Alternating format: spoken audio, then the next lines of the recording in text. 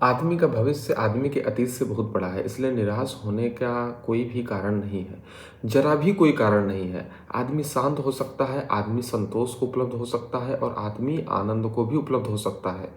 दुख और चिंता और अशांति मनुष्य की नियत नहीं, मनुष्य की भूल है। बीमारी मनुष्य की नियत नहीं है, मनुष्य का दोष है। स्वास्थ्य संभव है, जैसे शारीरिक स्वास्थ्य संभव है वैसे ही मानसिक स्वास्थ्य संभव है। जैसे शारीरिक स्वास्थ्य होना संभव है और रोज संभावना बढ़ती जाती है मनुष्य के शारीरिक स्वास्थ्य की, क्योंकि हम शरीर विज्ञान की खोज में लगे हुए हैं। ऐसे ही मनुष्य के आत्मिक स्वास्थ्य की संभावनाएं भी बढ़ सकती हैं अगर हम आत्मिक विज्ञान की खोज में लगे। लेकिन आत्मिक विज्ञान के नाम पर हम अंधविश्वासों में पड़े हैं, तो फिर यह विकास नहीं हो सकता है। आत्मविज्ञान के नाम पर हम अंधविश्वासों को पकड़े हुए हैं। विज्ञान के नाम पर आदमी बहुत दिन तक जादू टोनों को पकड़े रहा। मैजिक था, साइंस नहीं थी। कोई आदमी बीमार हो जाए तो मंत्र फूंको, हजारों साल तक मंत्र फूके गए, उससे कुछ भी नहीं हुआ, तो कोई कह सकता था कि आदमी स्वस्थ हो ही नहीं सकेगा। क्योंकि हम हजारों साल से मंत्र फूक रहे हैं लेकिन आदमी स्वस्थ नहीं होता। वह दिशा गलत थी। वह आदमी के स्वस्थ होने की संभावना नहीं थी, वह दिशा गलत थी। मंत्र फूकने से कुछ भी नहीं हो सकता, लेकिन फिर भी आदमी ने खोजबीन की, रुक नहीं गया और उसने विज्ञान को खोज लिया। उसने मेडिकल साइंस को खड़ा कर लिया। वो अभी भी पूरी खड़ी नहीं हो गई है, लेकिन रोज कदम आगे बढ़ते जाते हैं और इस बात की संभावना बढ़ती चली जाती है कि एक जमाना आएगा कि आदमी को बीमार रहने के हम सारे कारणों पर विजय पा सके। उसके स्वास्थ्य की हम सुनिश्चित व्यवस्था कर ले। जो शरीर के लिए हो सकता है वो मन के लिए क्यों नहीं हो सकता। लेकिन मन के संबंध में हम जादू टोनों की स्थिति में है। अभी भी मन के स्थिति में हमारी विज्ञान वाली स्थिति पैदा नहीं हुई है। जैसे एक समुद्र के किनारे एक बाप अपने बेटे को लेकर टहलाने गया था। छोटा था बेटा, तो वह उसको समुद्र के किनारे टहल रहा था। शाम सूरज ढल रहा था। वह छोटा बेटा अपने बाप को बड़ा ताकतवर मानता है। बाप उसके सामने अकड़ कर भी चलता है। जो भी बच्चा पूछता है वो उत्तर दे रहा है। बच्चे को सभी उत्तर सही मालूम पड़ते, क्योंकि बाप कह रहा है तो ठीक ही कह रहा होगा। हालांकि बाप के दिए हुए उत्तर में और बच्चों के दिए हुए उत्तर में बहुत बुनियादी फर्क नहीं होता है। अज्ञान करीब करीब बराबर है। बच्चों की प्रशंसा भरी आंखों से बाप बहुत खुश हो गया है। तट पर कोई भी नहीं है। फिर सूरज डूबने लगा। उसने अपने लड़के से कहा कि देख, अब मैं सूरज को आज्ञा देता हूं कि डूब जा। और उसने जोर से कहा कि गो डाउन गो डाउन, और सूरज तो डूब ही रहा था। सूरज डूब गया। वह बच्चा चकित सा खड़ा रह गया कि उसने अपने बाप को कहा, do it again daddy, do it again, एक बार और करके दिखाइए पिताजी, बहुत मजा आया, एक बार और करिए। तो उसके पिता ने कहा कि यह काम दिन में एक ही बार होता है, अब कल करेंगे। मंत्र की ताकत भी इतनी ही है। मैं एक ही बार कर सकता हूँ, अब कल करूँगा। लेकिन बच्चा आज नहीं कल जवान हो जाएगा, कल चाय ठंडी हो जाएगी, कल समय निकल जाएगा और जान लेगा कि मंत्र ताकत से नहीं हुआ है। मंत्र की ताकत से ऐसा कुछ नहीं हुआ। आदमी अपने बचपन से गुजरा है जहाँ तक पदार्थ का संबंध है, लेकिन आदमी अपने बचपन से नहीं गुजर सका अब तक जहाँ तक आध्यात्म का संबंध है। अध्यात्म के संबंध में हम अभी भी प्रिमिटिव हैं, अभी भी आदिवासी हैं। विज्ञान के संबंध में हम थोड़े विकसित हुए हैं, पदार्थ के संबंध में हमारी जानकारी बढ़ गई है, लेकिन आध्यात्म के संबंध में हम अभी भी उतने ही आदिवासी हैं जितने 10,000 साल पहले आदमी था। क्यों हम आदिवासी रह गए हैं आध्यात्म की दिशा में? क्यों हम जंगलों के निवासी हैं अभी अब तक आध्यात्म की दिशा में? कुछ कारण है जिनकी वजह से हो गया है। एक दो कारणों पर मैं आज आपसे बात करूंगा। आज से आपसे बात करना चाहता हूं इन कुछ खास कारणों पर। पहली तो बात है कि विज्ञान संदेह से विकसित हुआ, धर्म विश्वास के कारण गया। विज्ञान का सारा विकास हो सका डाउट के कारण, संदेश के कारण, संदेह के कारण, और धर्म का विकास ही नहीं हो सका। क्यों? क्योंकि विश्वास के कारण रुका हुआ है, ये बिलीफ के कारण। और धर्म का विकास नहीं हो सकेगा कभी भी अगर वो विश्वास से ही बंधा रह गया। विश्वास का मतलब ही होता है विश्वास, विकास नहीं। विश्वास में आगे जाने के लिए कोई गति नहीं है। विश्वास गोल चक्कर है जिसमें आप घूम सकते हैं लेकिन आगे नहीं जा सकते। विश्वास कोल्हू के बैल की तरह चक्कर लगाता रहता है, चक्कर लगाता रहता है। मैंने सुना है एक कहानी, बंगाल में एक बहुत बड़ा विचारक था। वह एक दिन सुबह अपने गांव के तेली के पास तेल खरीदने गया। वह तेली के घर जब तेल खरीद रहा था, खरीदने लगा, और उसने देखा कि तेली के पीछे ही उसका कोल्हू चल रहा है। बैल कोल्हू को चला रहा है, कोई उसको चला नहीं रहा है, बैल खुद ही चले जा रहा है। तो उसने उस तेली उससे पूछा कि मेरे दोस्त, बड़ी अजीब बात है, तुम्हारा बैल धार्मिक मालूम पड़ता है, कोई उसे चला भी नहीं रहा है और वह चले जा रहा है, चले जा रहा है, उसको शक भी नहीं हो रहा है कि रुक के देख ले कि पीछे चलाने वाला है भी कि नहीं, तुम तो पीठ किए बैठे हो सामने। उस तेली ने कहा, अगर तुम बैल को धार्मिक कहते हो तो मुझे एक पुरोहित समझ लो। देखते नहीं हो, मैंने उसकी आंख पर पट्टी बांध दी है, उसे दिखाई नहीं पड़ रहा है। उस विचारक ने कहा कि यह भी ठीक है, तुमने उसकी आंख पर पट्टियां बांध दी है, लेकिन कभी वह रुक भी तो पता, मतलब रुक कर भी तो पता लगा सकता है कि पीछे चलाने वाला है या नहीं। उसने कहा कि तुम देख नहीं रहे हो, मैंने उसके गले में घंटी बांध दी है। जब तक वह चलता रहता है घंटी बजती रहती है, जब वह रुकता है घंटी रुक जाती है। मैं उठकर उसको फिर चला देता हूं। उसे पता भी नहीं चल पाता कि पीछे कोई मौजूद ही नहीं था। उस विचारक ने कहा, एक अंतिम प्रश्न, और बैल बड़ा नासमझ मालूम होता है। वह खड़े होकर सिर हिलाता रहे तो घंटी बजती रहेगी और तुम समझोगे कि बैल चल रहा है। तो उस तेली ने कहा, महाराज धीरे बोलिए, कहीं आपकी बात बैल सुन न ले, हमारा सारा धंधा चौपट हो जाएगा। अगर बैल को यह बात पता चल जाए कि सिर्फ खड़े रहकर घंटी बजाई जा सकती है, तो वो खड़ा होकर के गर्दन हिलाता रहेगा, घंटी बजती रहेगी। धर्म के नाम पर धंधा है, धर्म के नाम पर पुरोहित है, पादरी है, पंडित है, धर्म के नाम पर शोषक है, धन का ही शोषण हुआ है। मनुष्य जात में धर्म के नाम पर उससे भी बड़ा शोषण हुआ है। मनुष्य के शरीर को ही गुलाम नहीं बनाया गया, उसकी आत्मा और उसके मन को भी गुलाम बनाने के सब उपाय किए गए हैं। और उन सब उपायों की जड़ में और बुनियाद में विश्वास की शिक्षा है कि विश्वास करो, विश्वास करो, श्रद्धा करो, विश्वास करो, पूजा करो, आराधना करो, जो कहा गया है उसको मानो, शक मत करो, संदेह मत करो। जो बात मान ली जाती है उसके आगे विकास अवरुद्ध हो जाता है। मानी गई बात विकास के लिए पत्थर बन जाती है। हम एक टूल मेकर्स थे 10,000 साल पहले, जब आग की खोज हुई, जब पहिए का आविष्कार हुआ, हम टूल मेकर्स थे। हम संदेह करते थे, हम हल निकालते थे।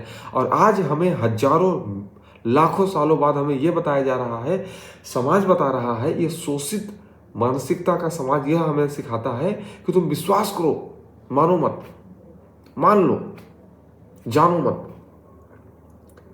मानी गई बात विकास के लिए पत्थर बन जाती है। पत्थर रॉक। द्वार बंद हो जाता है।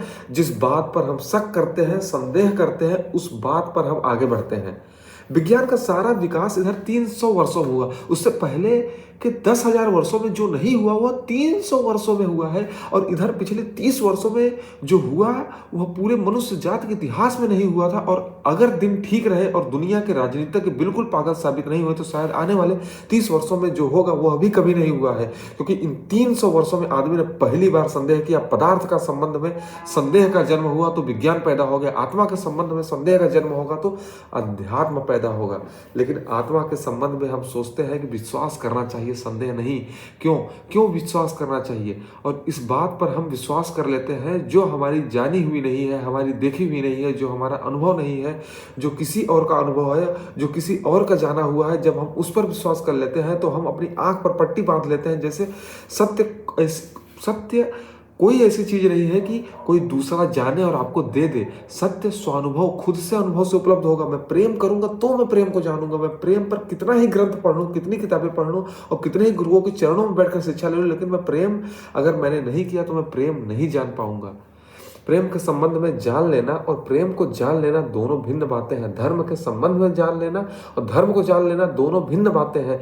धर्म विश्वास से नहीं विवेक से उपलब्ध होता है और विवेक श्रद्धा से नहीं संदेह से उपलब्ध होता है। पहली बार विचार कर लेने जैसी है कि धर्म की साइंस, धर्म का विज्ञान नहीं पैदा हो रहा है, क्योंकि हम संदेह के लिए बहुत भयभीत हैं। हम संदेह करने से डरे हुए हैं। जिन कौमों ने संदेह नहीं किया वे समझते हैं कि हम धार्मिक हैं, वे वैज्ञानिक भी नहीं है। धार्मिक होना तो बहुत दूर की बात है, धार्मिक होना तो बहुत ऊंची बात है, वह वैज्ञानिक भी नहीं है जिन्होंने संदेह नहीं किया। हम अपने मुल्क को इसलिए धार्मिक समझते हैं क्योंकि हम विश्वास करते हैं कि विश्वास धार्मिक आदमी का लक्षण नहीं है। हम अपने मुल्क को इसलिए धार्मिक समझते हैं क्योंकि हम विश्वास करते हैं। विश्वास धार्मिक आदमी का लक्षण नहीं है। एक धार्मिक आदमी को संदेह करना चाहिए, कहा धार्मिक आदमी को क्यूरियस होना चाहिए, एक धार्मिक आदमी को प्रश्न करने चाहिए। विश्वास अंधे आदमी का, सुस्त आदमी का, कायर आदमी का, आलसी आदमी का लक्षण है। एक आदमी बाजार में हंडी खरीदने जाता है तो चारों तरफ से ठोक कर देखता है, 2 पैसे की हंडी खरीदता है, सब तरफ से ठोक पीट कर देखता है कि वह ठीक है या नहीं है। कितना ही दुकानदार कहे कि ठीक है भैया, हमारी दुकान पर बिल्कुल हाँ ठीक ही हांडी बिकती है, लेकिन वह कहता है कि आप ठीक कहते हैं, फिर भी मैं ठोक कर देख लेना चाहता हूँ। लेकिन धर्म के दुकानदार कहते हैं हांडी ठोक कर मत देखना, हम जो देते हैं वो आंख बंद करके लेना, क्योंकि तुमने आंख खोली कि नरक में गए। आंख खोलना ही मत, आंख खोलने वाले लोग भटक जाते हैं, आंख बंद करके जो स्वीकार करते हैं वही परमात्मा तक पहुंचते हैं। मैं आपसे कहता हूं कि अगर कोई आदमी अगर आंख बंद करके परमात्मा तक पहुंच भी जाए तो ऐसे पहुंचने से इनकार कर देना चाहिए, क्योंकि आंख बंद करके जो भी चलेगा वह कहीं भी पहुंच जाए, सत्य पर नहीं पहुंच सकता। और वह किसी भी सपने में पहुंच सकता है। अगर सपनों के लिए चूंकि आंख बंद करना जरूरी है, सत्य के लिए आंख खोलना जरूरी है साथी। और जो भगवान खुली आंख से उपलब्ध नहीं हो सकता, ऐसे भगवान को मिथ्या भगवान है। ऐसे भगवान का उपलब्ध होने पर भी उसकी आराधना करने की बिल्कुल जरूरत नहीं है। लेकिन खुली आंख से भगवान उपलब्ध हो सकता है, और मैं तो निवेदन करूंगा सिर्फ खुली आंख वाले को ही उपलब्ध होता है, बंद आंख वाले को नहीं। लेकिन बंद आंख का सिलसिला जारी रहा, और जो कौम जितनी आंख बंद रख सकी है उतनी ही वह कौम अपने आप को धार्मिक समझती रही है। वह धार्मिक जरा भी नहीं है। जब तक मेरा अनुभव मुझे पदार्थ के ऊपर किसी चीज की स्वीकृति न दे दे, जब तक मेरा अनुभव अज्ञात की दिशा में कोई कदम बढ़ाने के लिए न कहे, जब तक मेरा अनुभव मुझे परलौकिक की तरफ उठने का मौका न दे, तब तक मेरी सारी बातचीत, सारी श्रद्धा मुझे अंधा ही कहेगी, मुझे भटकाएगी, मुझे आगे नहीं ले जा सकती, वह मुझे परतंत्र करेगी, मुझे स्वतंत्र नहीं कर सकती। और हम धार्मिक आदमी को कहते हैं मुक्त। जो विश्वास से बंधा है वह मुक्त कैसे हो सकता है? विश्वास की जंजीर तोड़ देनी है ताकि विवेक का जन्म हो सके। मनुष्य के जीवन में चेतना का विकास में हम उल्टी चीजों से बंधे हैं और उल्टी चीजों की कामनाएं करते हैं तो विरोधाभास पैदा होता है। हम आगे जाना चाहते हैं, पीछे पहुंच जा रहे हैं। एक आदमी कहता है कि मुझे प्रकाश का दर्शन करने हैं, और आंख बंद किए हो और कहो कि मुझे तो सैकड़ों साल हो गए हैं आंख बंद किए हुए, लेकिन प्रकाश का दर्शन नहीं हो रहा है, मेरी आंखें तरस गई हैं, फूट जाएंगी अब तो हम उससे कहेंगे यह विरोधाभास तुम्हारी बंद आंख के कारण पैदा हो रहा है मेरे मित्र। परमात्मा सबसे बड़ा प्रकाश है। खुली आंखें चाहिए, शरीर की ही आंखें नहीं, चेतना की भी, दिल की आंखें खुली होनी चाहिए। विश्वास चेतना की आंखों को बंद कर देता है, विश्वास अंधा बनाता है। फिर चाहे वह विश्वास हिंदू का हो, चाहे मुसलमान का हो, चाहे जैन का हो, चाहे ईसाई का, फिर चाहे वह विश्वास आस्तिक हो चाहे नास्तिक हो, फिर वह चाहे विश्वास कम्युनिस्ट का हो चाहे गैर कम्युनिस्ट का हो, विश्वास मात्र मनुष्य को अंधा बनाता है। हिंदू और मुसलमानों में बहुत विरोध है, ईसाइयों में और बौद्धों में बहुत विरोध है, लेकिन एक बात वे सब सहमत है, आदमी को विश्वास करना चाहिए। ये बुनियादी सीक्रेट है पूरे धंधे का। इसमें कोई विरोध नहीं है, इसमें हिंदू और ईसाई में कोई झगड़ा नहीं है, इसमें जैन और बौद्ध में कोई झगड़ा ही नहीं है कि विश्वास होना चाहिए। इस एक बात पर दुनिया के सभी लोग सहमत हैं कि विश्वास होना चाहिए, क्योंकि बिना विश्वास के जो चल रहा है वो नहीं चल सकता। बिना विश्वास के जो चल रहा है वो तो चल ही नहीं सकता। दुनिया में धर्म तो हो सकता है संदेह के कारण, लेकिन हिंदू, ईसाई, मुसलमान, जैन नहीं हो सकते। संदेह होगा तो हिंदू मुसलमान विदा हो जाएंगे, धर्म रहेगा, धर्म आएगा, लेकिन हिंदू मुसलमान रहने की कोई जगह नहीं रह जाएगी। क्या आप सोच सकते हैं कि हिंदुओं की गणित अलग हो सकती है, ईसाई की गणित अलग? क्या आप सोच सकते हैं कि कैथोलिक की केमिस्ट्री अलग हो, प्रोटेस्ट की केमिस्ट्री अलग हो सकती है? क्या आप सोच सकते हैं भूगोल जैनियों का अलग होगा, बौद्धों का अलग होगा? नहीं ना। पदार्थ के जगत में एक ही बात होगी। 100 डिग्री पर पानी गर्म होता है तो चाहे हिंदू करे चाहे मुसलमान गर्म करे, 100 डिग्री पर गर्म ही पानी होगा। पानी यह नहीं कहता कि तुम मुसलमान हो, तुम्हारी कुरान अलग है, तुम्हारे भगवान अलग है, तुम्हारी मस्जिद अलग है, तो हम तुम्हारे लिए अलग ढंग से गर्म हो गए। पानी गर्म होता है 100 डिग्री पर, चाहे कोई गर्म करे। पानी एक नियम, पानी का एक है तो पानी का नियम एक है, पदार्थ का नियम एक है, परमात्मा के नियम अनेक कैसे हो सकते हैं? परमात्मा क्या पदार्थ के परे है? ये ब्रह्मांड पदार्थ से निर्मित है तो परमात्मा इसी ब्रह्मांड का हिस्सा है, वह पदार्थ से परे नहीं है। तो पदार्थ के एक नियम है, तो परमात्मा के कैसे अनेक नियम हो सकते हैं? कोई भी नियम अनेक नहीं हो सकते। नियम हमेशा सार्वभौम होते हैं, यूनिवर्सल होते हैं। जमीन पर 300 धर्म है, 300 साइंस हो सकती है। 300 साइंस हो सकती है? नहीं हो सकती। जिस दिन जमीन पर 300 साइंस होगी, समझ लेना कि जमीन एक बड़ा पागल खाना हो गया है। लेकिन 300 धर्म है जमीन पर, और रोज खड़े हो जाते हैं एक नए, क्योंकि एक पागल आदमी को यह ख्याल पैदा हो जाए कि मुझे सत्य उपलब्ध हो गया, और वह जोर से टेबल पीट कर ताली बजा बजा कर कहे मुझे सत्य उपलब्ध हो गया। 10-25 कमजोर आदमी कांपते हुए उसके पास इकट्ठे हो जाए, प्रभु इसलिए नहीं कि उसको सत्य उपलब्ध हो गया है, इसलिए कि वह जोर से बोलता है। जोर से बोलने का बड़ा प्रभाव पड़ता है मित्र। एक गुरु, एक बहुत बड़ा वकील अपने शिष्य को समझा रहा था कि उसकी सारी शिक्षा पूरी हो गई थी और कल ही वह अदालत में जाने को था कि उसके गुरु ने उससे पूछा कि अब आखिरी संदेश क्या है मेरे लिए, कल मुझे अदालत में जाना है। तो उस बूढ़े वकील ने कहा एक बात ध्यान में रखना कि अगर कानून तुम्हारे पक्ष में न हो तो वकील के सिर पर हैमर करना, बिल्कुल कानून थोपना उसके सिर पर, एकदम हथौड़े की चोट पर कानून की बात करना। और युवक ने पूछा अगर कानून मेरे पक्ष में न हो तो उसने कहा फिर मजिस्ट्रेट के हृदय पर चोट करने की कोशिश करना, उसकी सहानुभूति पाने की कोशिश करना, फिर कविता पढ़ना, काव्य की बातें करना, उसको दया को प्रभावित करने की कोशिश करना। उसने कहा कि अगर मेरा मामला ऐसा भी ना हो जिसकी सहानुभूति मिल सके तो उसने कहा कि फिर जोर जोर से टेबल पीट रहा, इतने जोर से पीट रहा कि सारी अदालत समझे कि जो आदमी इतनी जोर से टेबल पीट रहा है वह ठीक ही पीट रहा होगा, क्योंकि झूठा आदमी इतनी जोर से टेबल पीटता है क्या। एक पागल आदमी को यह ख्याल पैदा हो जाए कि मैं पैगंबर हूं, मैं तीर्थंकर हूं, मैं अवतार हूं, मैं फला हूं, डिका हूं, और सिर्फ पागलों को ही यह ख्याल पैदा होते हैं। किसी समझदार आदमी का ख्याल पैदा नहीं होता है, धार्मिक आदमी का ख्याल पैदा नहीं होते हैं कि मैं तीर्थंकर हूं, मैं अवतार हूं, मैं पैगंबर हूं, मैं ही ईश्वर का संदेश लेकर के आया हूं। यह सब विक्षिप्त और न्यूरोटिक दिमागों के लक्षण है। धार्मिक आदमी को तो यह ख्याल होता है कि मैं ही हूं, नहीं मैं क्या संदेश लेकर के आऊंगा, मैं तो हूं ही नहीं। धार्मिक आदमी तो वह है जो परमात्मा में मिट जाता है। और अभी हम उन धार्मिक लोगों को पकड़े बैठे हैं जिनकी घोषणाएं, जिनके अहंकार, जिनकी घोषणाएं बड़ी मजबूत हैं कि मैं यह हूं, मैं वह हूं, और कमजोर लोग उनके आसपास इकट्ठे हो जाते हैं और एक नया धर्म खड़ा हो जाता है। सारी दुनिया में धर्म बढ़ते चले गए लेकिन धार्मिकता कम होती चली गई। धार्मिकता बढ़ ही नहीं सकती धर्मों के बजाय के साथ बढ़ने के साथ। दुनिया में जिस दिन भी मनुष्य विवेक और संदेह और विचार से सोचेगा उस दिन धर्म बचेगा। जिस दिन संदेह और विचार से सोचेगा उस दिन धर्म बचेगा। धर्मों के बचने की कोई जगह नहीं रह जाएगी। रिलीजन होगा, रिलीजन्स नहीं हो सकते। और जब तक रिलीजन्स है, जब तक धर्म है, तब तक अध्यात्म संभव नहीं है। अध्यात्म तो पदार्थ के जगत में जैसा विज्ञान है वैसे चेतना के जगत में अध्यात्म है। अध्यात्म तो होगा सर्वलौकिक, सार्वभौमिक, सार्वजनिक, एक सारे विश्व का, क्योंकि वे नियम सार्वभौमिक हो सकते हैं। वे नियम अलग अलग लोकल नहीं हो सकते कि पूना का अलग धर्म है, प्रयागराज का अलग है, और बंबई का अलग धर्म है, फिर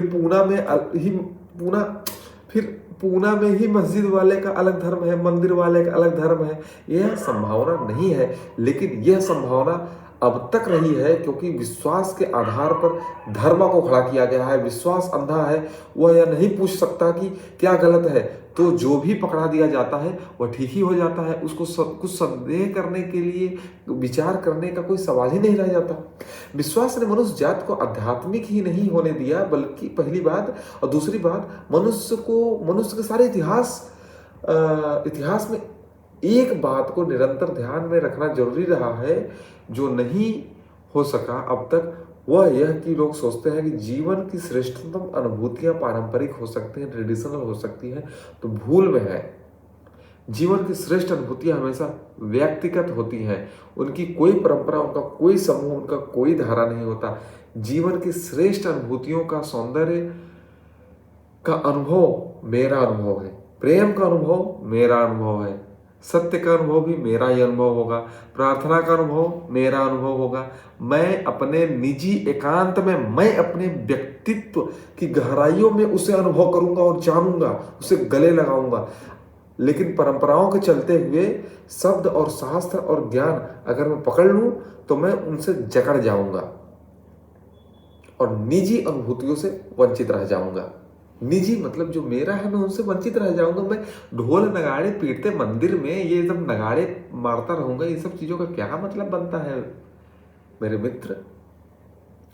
आदमी नहीं धार्मिक हो पाया क्योंकि धर्म एक परंपरा बन गया है। धर्म परंपरा नहीं है, धर्म अंतर्भाव है, धर्म अंदर से आविर्भाव है। बाहर से मिली हुई बपौती नहीं है कि बाहर से आपके ऊपर थोप रहे हैं। अंदर से धर्म फील होना चाहिए, प्यार अंदर से फील होना चाहिए, स्वभाव अंदर से फील होना चाहिए, क्योंकि ये अंदर निजी मामला है।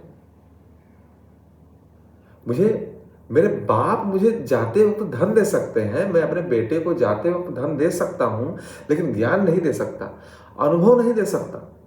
वो उसे खुद सीखना होगा। मैं परिस्थितियां पैदा कर सकता हूं जिनसे उसको अनुभव मिल जाए, या मैं कुछ बातों को बता सकता हूं। अगर वो बातों को वो स्वीकार करता है अपने निजी जीवन में, वो अनुभव ले सकता है, वो ज्ञान ले सकता है।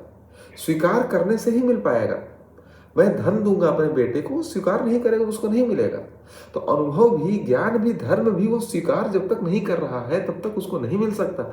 उसको कैसे वह धर्म मिल गया? मूल सवाल तो यह है। मैंने जो जाना और जिया है उसे मैं ज्यादा से ज्यादा शब्द दे सकता हूं, लेकिन वह अनुभूति ट्रांसफरेबल नहीं है। एक हाथ से दूसरे हाथ में नहीं दी जा सकती। अब तक हमने अनुभूतियों को भी हस्तांतरणीय मान लिया है, और जो दिया गया है हम उसे पकड़कर बैठ गए हैं। फिर हमारे हाथ में कोरी राख रह जाए तो आश्चर्य नहीं है, क्योंकि अनुभूति की अंगारा एक व्यक्ति की अपनी अनुभूति से जलता है, दूसरे के हाथ में जाकर वह राख हो जाती है। मेरे हृदय का प्रेम है, वो मेरे अंदर आग पैदा करती है। आपके हाथ में वो प्रेम दे दूंगा, वो राख के समान है।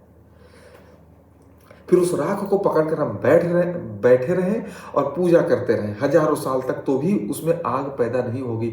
आग तो हमेशा अपनी अनुभूति से पैदा होती है, उत्पन्न होती है। तो धर्म न तो श्रद्धा है, न धर्म विवेक है। धर्म सिर्फ विवेक है, धर्म न तो श्रद्धा है। और धर्म परंपरा नहीं है, धर्म व्यक्तिगत अनुभूति है। यह individual experience, this is the individual, this is very personal, and it is the experience and it is the intellect, not just belief. उसके लिए कोई ऐसा रास्ता नहीं है कि कोई किसी को देता चला जाए और वह आगे बढ़ता चला जाए।